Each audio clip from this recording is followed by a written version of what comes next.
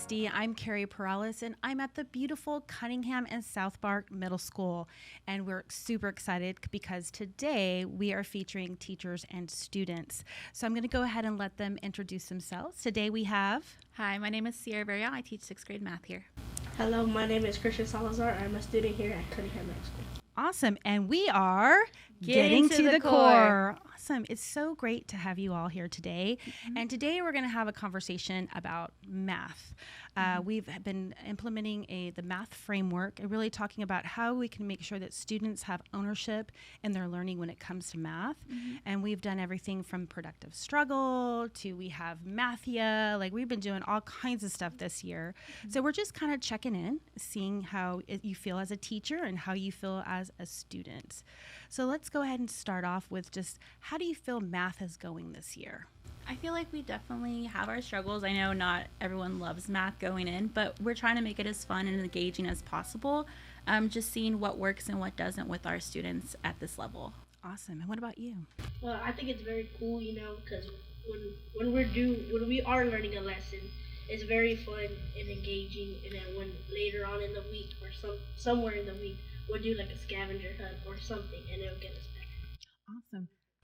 I know, when you're learning something new or you're trying to really implement something well, mm-hmm. it's good to collaborate with others. Do you feel that collaboration with your other math teachers or teachers here, even with your instructional coach, is a good thing, or how do y'all do that? So we do meet every day during PLC as a whole math department, just so all grade levels can kind of see where we're at, touch base with each other, and build to see what we're doing the next year. So it's good to kind of get everyone's personalities, find their strengths, and we kind of collaborate in that way. We all bring something to the table, and I think between all 6 of us, we're really successful in that. So, do y'all have a protocol that you use to make sure everyone gets to share, or is it just kind of y'all sit down in a room and just kind of talk? So each day we do have a designated let's get this done. First we're breaking down TEKs, and then we start with just our grade level, and then we can go throughout the week and talk to the other grade levels just to kind of see how they're doing and see what we have to do for the next grade to get our kids ready for that. Wow. So you really have it vertically aligned. Yes, ma'am. Who typically leads those? Do teachers lead it? Do the IT, the principal? We usually have an ITA. We have Annabelle Garcia. She's amazing. She leads it, and then we kind of take ownership of it and kind of make it into what we need for that day. Oh, very nice. I love that. I love collaboration. I think it's key. Mm-hmm. So what about for you in collaboration? Do you talk to your friends, your other students? Are you guys able to talk to each other? Yes, and when we are talking, we're always engaged about what we're doing for the lesson or helping each other out and getting to do what we need to get. Getting it done. Very good. And if you need help, let's say you can't figure something out or you're having trouble, do you feel comfortable talking to the other students in the class to figure it out? I do. Tell me a little bit about that. It's very good, and when you don't know what you're doing or understand it, you can always ask the teacher or your friends if they know it better than you. Awesome. And I know we've been really advocating for students to kind of learn to talk to each other first before they ask the teacher, not because we don't want the teacher to help. We just want everyone to get used to looking at your resources, talking to each other, because sometimes by talking it through, you can understand it better. Do you find that helps? Yes, it does. Very. Do you have any go-to people that you want to do a shout out to that you're oh, this is my math guru friend? Eric, Lucas, and Cash. Awesome. And what do you like about them? They're very intelligent. Nice. And when they just do math, they're always good at it. I we love can that. definitely add you to that list as well as someone who's very successful in that math class as well. Awesome. And that's why you're here, because your teacher thinks very fondly of you, that you do really well in math. So that's really cool to be here. Awesome. So what's your favorite math lesson? Is there something, and this is for both of you, is there something that you taught this year that you're man, that was a great lesson? Or a lesson that you were oh, that was super awesome? I really thought with the debit, credit cards and stuff, to that in the future. Ah, okay. So you like things that are relevant to the real world, yes, that you can apply to. What about you?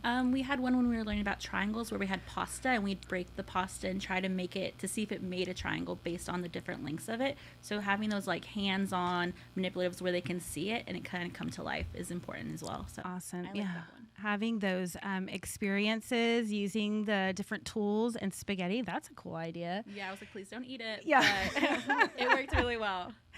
And what about like just manipulatives? I know like in elementary, they use a lot of manipulatives to help teach math. Do you all still use manipulatives in middle school? We have a few. We have like different color counters when we're learning about integers, positive, negative numbers.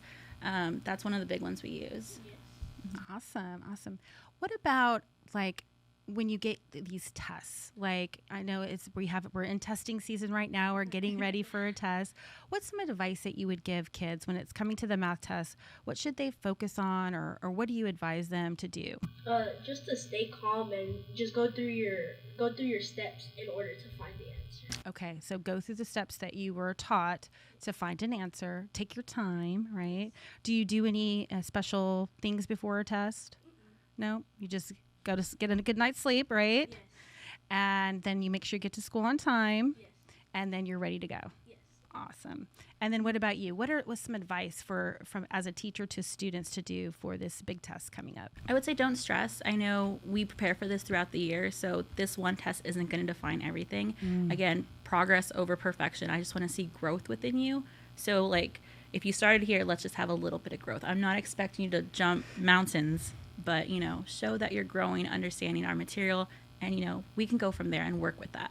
I love it. Progress over perfection. Love that. I was like, our kids really like Mathia this year, so I'm really excited about that, and like hopefully building it within our campus so more grade levels will enjoy it as well. I'm glad you said that, because that has been a big push to really understand that it's not just a little extra aside. It really is a component of the math I program. believe it's like 40% of our curriculum is Mathia, so we're not just clicking through a screen, clicking answers, hitting hints. We're breaking it down, getting ready, because we're going to see questions like this on STAR. Yes. So it's a tool. We're going to use it as a tool, not just a free computer day. Oh, I'm so glad you said that. And what do you think about Mathia? Mathia is really cool. It can be stressful sometimes, but it is really cool and fun when you're getting to do it, and just ask for the teacher or ask your friends if you need help on it. And do you use the little hints? I know that you can use hints up to a certain amount of times before then it's like... It kind of flags them, and it'll be like, hey, maybe I need a little bit more help from either a group member or assistance from a pair or a teacher. Which I love that. As a teacher, I mean, that's what I need, because there's so many students in a class. So you need to look at that to see who needs that lifeline and then who can keep on going. So where are you? Are you okay with sharing with us? So do you power through them, or are there some that stopped you, or? There was some that stopped me, but then when you get past the harder ones a little, it'll start getting easier, and then I'll go back to challenging. Ah, okay. It's a roller coaster. It is a little bit. Gotta ride these waves, right? Do you feel that it's helped you, though? Do you feel like you've grown in math? Yes, very. And is there anything that, any indicator or anything about Mathia that's allowed you to say that, oh, yeah, this definitely helped me because... It's helped me, in academic-wise. Okay.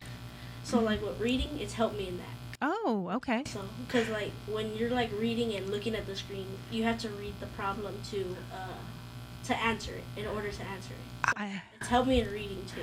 Wow, that's great to hear. I didn't even think about that. That being able to be on Mathia is you've had more practice on reading, so now it's increased the ability to read in other areas. Love it. Hey, this is great. Is there anything you want to say about your teacher sitting next to you?